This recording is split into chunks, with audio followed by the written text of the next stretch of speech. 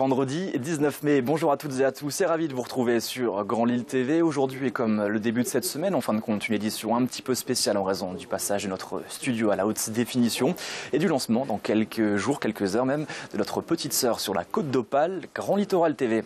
Pour l'heure, eh bien, on commence, comme vous le savez, par un point sur vos prévisions météo. Alors, quelles sont-elles, ces prévisions? Eh bien, pour ce vendredi, de la pluie, de la grisaille et parfois quelques belles éclaircies, mais surtout de la pluie continue. Côté température, le mercure, lui, ne dépasse pas les 16 degrés du côté de Lille ou encore d'Halluin. Et le week-end s'annonce enfin un petit peu plus sympathique avec une semaine assez pluvieuse qu'on a eue avec le retour du soleil, notamment pour dimanche, et des températures en hausse, 20 degrés pour les maximales. Le point complet juste après ce flash info.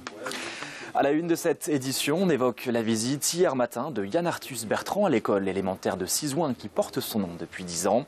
L'établissement vient en effet de recevoir le label académique E3D de niveau 3, autrement dit un établissement en démarche de développement durable.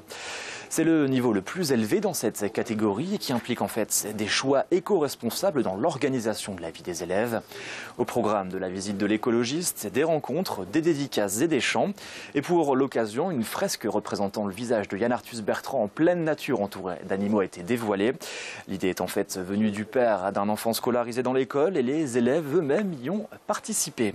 Un moment d'émotion pour le réalisateur et photographe qui a répondu aux nombreuses sollicitations des élèves. Idil Gunay l'a rencontré, on écoute. Tu sais, quand j'ai 71 ans, que tu as des gosses de 10 ans, voilà, faut prendre du recul là-dessus et savoir que c'est pas toi qui est important, c'est les valeurs que tu véhicules et que tu essayes de faire passer, de prise de conscience de notre impact sur l'environnement. Et je pense que les enfants, c'est drôle, ils en ont beaucoup plus conscience que nous. C'est très instinctif tout ça. Et chaque fois, je suis étonné, comme dans les écoles, les questions que les enfants posent sont souvent très intelligentes et très brillantes.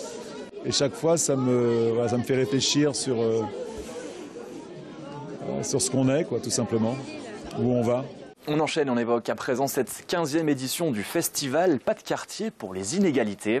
Ça se passe ce samedi dans le centre-ville de Roubaix de 14 à 18h et c'est l'AFEV, l'association de la Fondation étudiante pour la ville, qui l'organise depuis ses débuts. Une opération festive et citoyenne qui vise en fait à mettre en valeur les actions des jeunes de la région.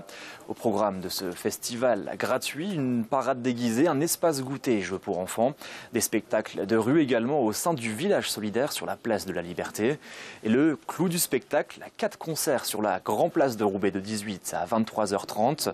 Le quatuor Panienki, les 4 rappeurs de Phoenix Crew, Miosek en tête d'affiche et enfin les rockers de LS. L'année dernière, sachez que l'événement avait rassemblé plus de 5000 spectateurs. L'autre information de ce journal, c'est cette cérémonie dans les locaux tourquenois de la Fondation de France. Hier après-midi, elle mettait à l'honneur 5 associations de la région pour leurs projets solidaires. Et parmi ces lauriers 2017, le projet Préservons la planète Père de l'Abège à Lille. L'association organise en fait des week-ends loisirs entre des hommes sans domicile fixe et leurs enfants. Un moment de bonheur et de partage, de retrouvailles pour ces hommes qui n'ont pas vu leurs enfants depuis des mois, voire des années pour certains. Hier, un jury d'experts bénévoles a donc mis en lumière ces actions particulièrement novatrices et efficaces dans 3 domaines. L'aide aux personnes vulnérables, le développement de la connaissance et l'environnement. Dans la région, la Fondation de France a aidé 150 projets sur les 350 demandes qui lui ont été adressées. Des projets solidaires qui apportent des réponses concrètes aux problématiques locales. L'explication complémentaire au micro de Xavier Silly. Le dernier week-end que j'ai passé, au début, il y avait quelque chose d'assez distant entre le père et son fils. Et puis au fur et à mesure, je les ai vus se rapprocher et le fils poser sa tête sur les joues de son père. Et c'est des moments vraiment très touchants de voir ce rapprochement-là physique quand on sait que ça n'a pas été possible, qu'ils ont juste pu s'appeler au téléphone. Là, qu'ils puissent passer du temps ensemble, la soirée, prendre le petit déjeuner ensemble. Après, j'ai revu le père suite à ce week-end et il me disait, il en a encore parlé, il a saoulé sa mère avec ça. Là, je me suis dit, il s'est passé quelque chose, ça a marqué la vie de ces personnes-là et positivement dans leur vie de famille et dans leurs liens. De la Star Academy à 50 minutes inside en passant par The Voice, on connaît tous Nikos Aliagas avec sa casquette d'animateur, mais le connaissez-vous en tant que photographe amateur passionné par la notion du temps qui passe? Eh bien, à la maison de la photographie à l'Île-Fives, l'exposition L'épreuve du temps présente une vingtaine de clichés prises par Nikos Aliagas dans son pays d'origine, la Grèce. Et à travers cette série de photos, il tente en fait de capter des regards, des expressions de visage de personnes rencontrées au fil de ses balades. Il fait aussi un focus sur les mains, souvent abîmées par le travail et le temps qui passe. Des photos en noir et blanc où le photographe joue avec les reliefs et la lumière. Et l'exposition est à voir jusqu'au 21 juin prochain. Idil Gunay l'a rencontré.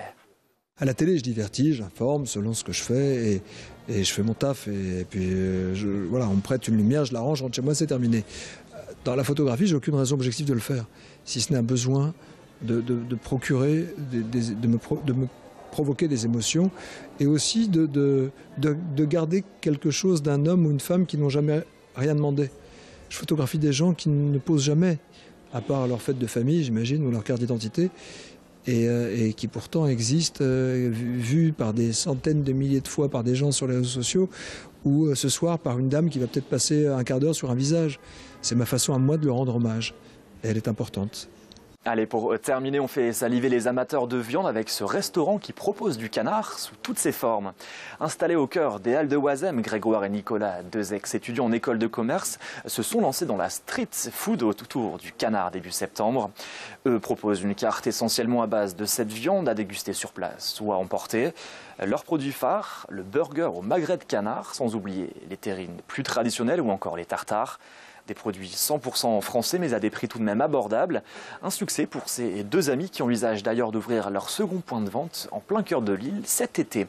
Le canard, une expérience culinaire qui n'est pas réservée aux fêtes de fin d'année, selon ces jeunes entrepreneurs au micro de Xavier Silly.